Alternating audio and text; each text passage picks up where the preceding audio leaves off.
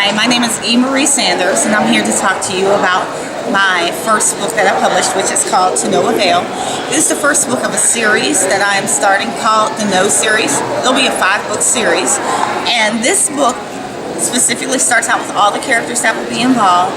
There are 5 characters who are going to college right now, and it's starting in their freshman year, but some of the characters aren't freshmen as well.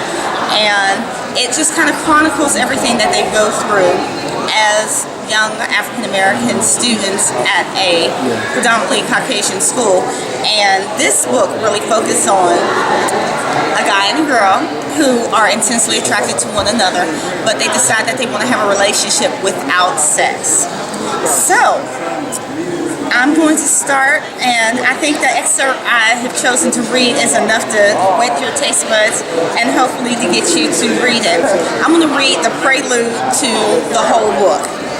And the book is written in 2 different parts. One part is called his story and the other part is called her story.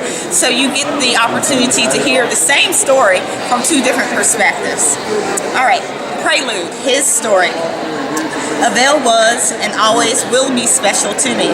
She wasn't my first love. She wasn't the one who ushered me into manhood, but I could never forget Avail, and I don't want to. It's hard to describe what she means to me because even today she holds a special place in my heart. Her deep, pondering brown eyes, clear skin that will limit showing evidence of stress in her life or a Pepsi she just recently drank. Her shoulder-length hair, she left long knowing that I liked it that way, and a body that wouldn't quit. Just thinking about her moves me. Even though her appearance initially drew me to her like a bee to a flower full of nectar, I eventually fell for her ways.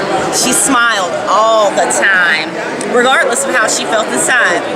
I adored how much she enjoyed learning and flexing her intelligence. Oddly enough, I especially enjoyed how much she wanted me, but was too proud to admit it. She is the total package, and if I could, I would make her mine. However, there are several problems in the way. My long-lasting relationship with my high school sweetheart, who's back home waiting for me. Her new relationship with a guy she has a crush on. And our joint stubbornness with holding on to what we have at home. What's a brother to do? Her story. Kyle is what I call a welcome piece of butterscotch in the chocolate world. A different flavor, but just as sweet. He excites me because he was so different than the guys that I began to date.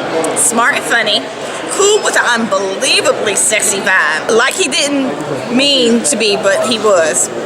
That's what I didn't get. His outside persona demanded attention, but it was as if he wanted to share a quieter, more settled side with me. He values every word that comes out of my mouth. Sometimes I feel like he focuses on my mouth a little too much, but I don't mind. And that's the problem. I should mind, especially since I had sealed the deal on a budding relationship with someone I've had a crush on for ages.